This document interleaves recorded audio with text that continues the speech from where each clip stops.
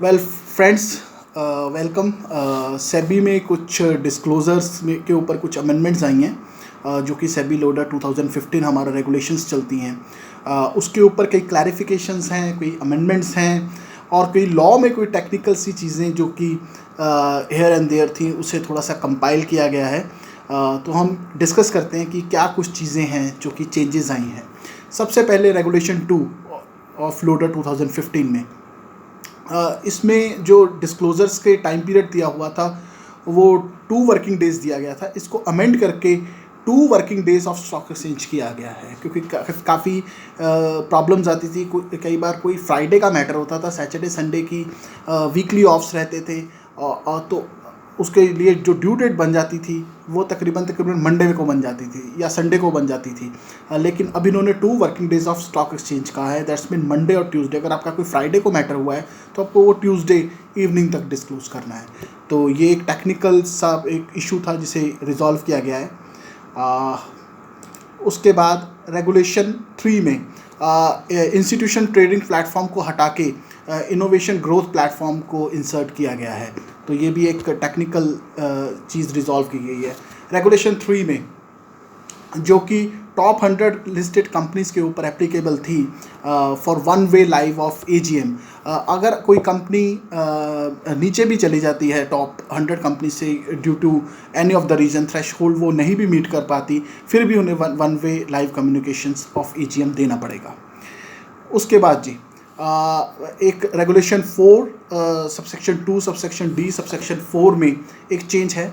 इससे पहले जो कि स्टेक होल्डर्स को, एम्प्लॉयज़ को विसल ब्लोअर के आगे डिस्क्लोज करने की अगर कोई फ्रॉड है, कोई और बात है, कोई अनएथिकल प्रैक्टिस है, तो वो पहले इफेक्टिव थे विसल ब्लोअर मैकेनिज़म्स के आगे।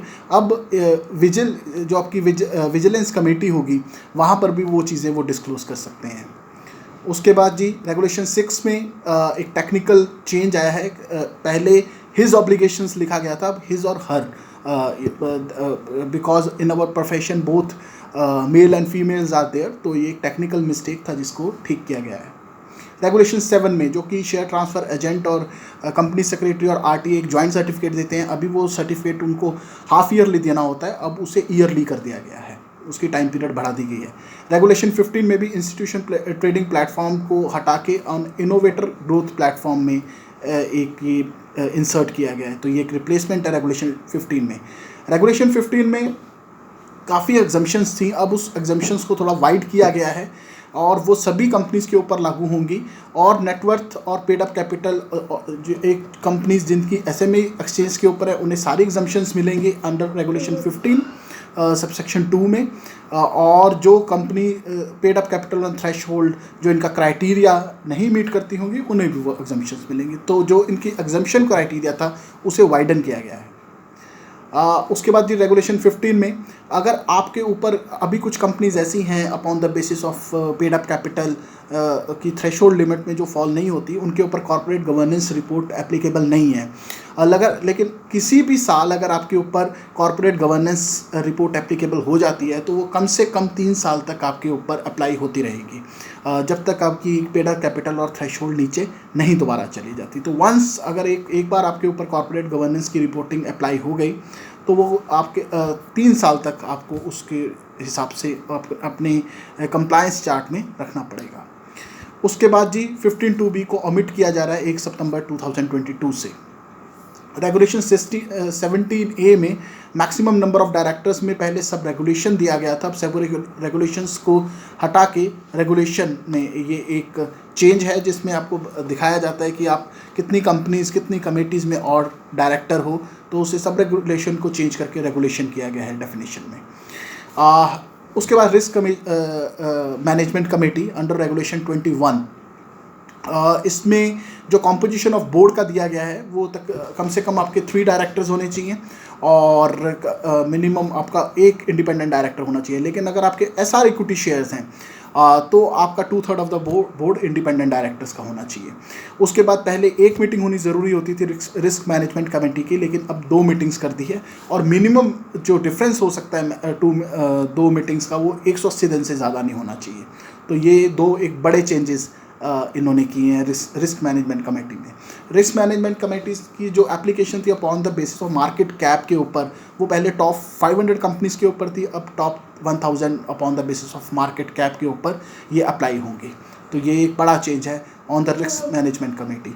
24(5) में पहले लैंग्वेज में दिया हुआ था लेस देन 50%, अब इन्होंने 50% कहा है कि आप कोई भी सब्सिडरीज में ऐसा शेयर सेल नहीं कर सकते जो आपका 50% से नीचे ले जाए, नहीं तो आपको स्पेशल रेजोल्यूशन का वहाँ पे अप्रूवल लेना होता है शेयर होल्डर्स का। पहले less than 50% of the total shareholding था डेफिनेशन में, अब shareholding not to be falling before than 50% एक क्लैरिफाई किया गया है इस चीज़ को 24(5) सबसेक्शन 5 को।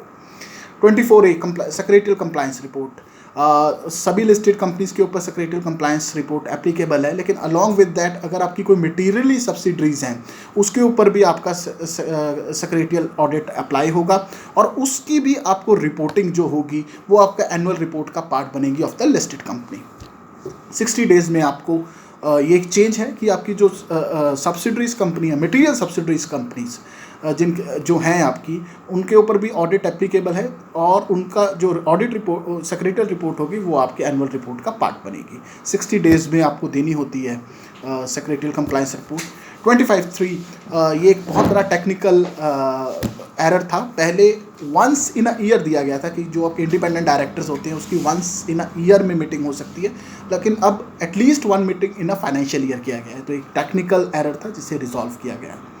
उसके बाद 26(4), 36(3) में जब भी कोई नए डायरेक्टर की अपॉइंटमेंट रीअपॉइंटमेंट होती थी तो वो अपनी सारी क्वालिफिकेशंस और वो कितनी कंपनीज में डायरेक्टर है, शेयर होल्डिंग क्या है, वो सारा देता था। अब 26(4) को, क्योंकि वो डुप्लीकेसी होती थी, 26(4) में भी उसे डिस्क्लोजर देने पड़ते थे, 36(3) में भी देने पड़ते थे, अब 26(4) को ओमिट किया जा रहा है।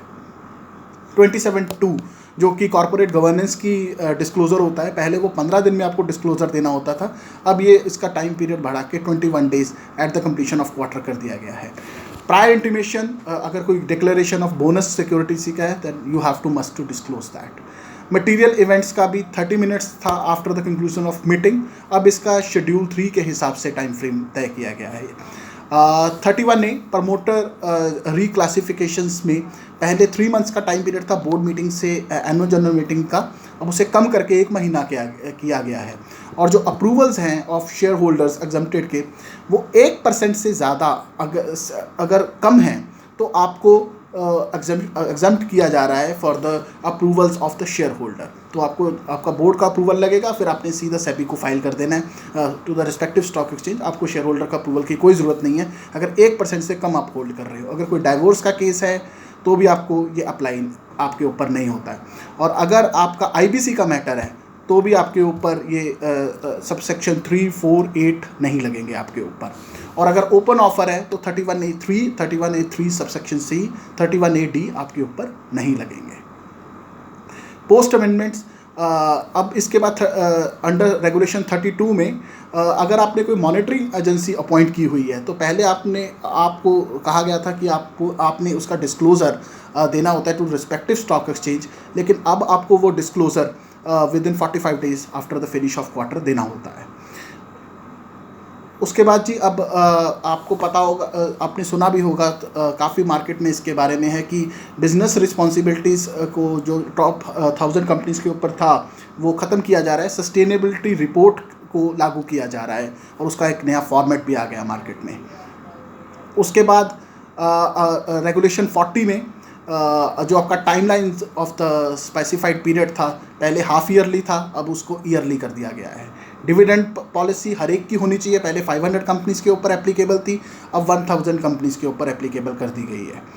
उसके बाद अब जो चेंज ऑफ नेम में आपको कोई अप्रूवल की ज़रूरत नहीं है स्टॉक एक्सचेंज का, सिर्फ सर्टिफिकेट ऑफ चार्टर्ड अकाउंटेंट का लगेगा और आपको हो सकेगा अप्लाई आपके ऊपर। रेगुलेशन 46 में जो भी आपकी इंस्टीट्यूशनल इन्वेस्टर्स की जो भी मीटिंग्स होंगी वो आपको नेक्स्ट ट्रेडिंग डे से पहले अपलोड करनी होंगी, और ये वॉलेंट्री 1 अप्रैल 2021 से लागू हैं, लेकिन मैंडेटरी 1 अप्रैल 2022 से लागू हैं। और भी कुछ हल्के फुल्के चेंजेस हैं। So these are the major changes in the SEBI LODR 2015। फिर भी आपका कोई सवाल हो, कोई क्वेश्चन हो, आप हमें प्लीज़ कमेंट सेक्शन में लिखिए, हमारी टीम आपको डेफिनेटली रिस्पॉन्स करेगी।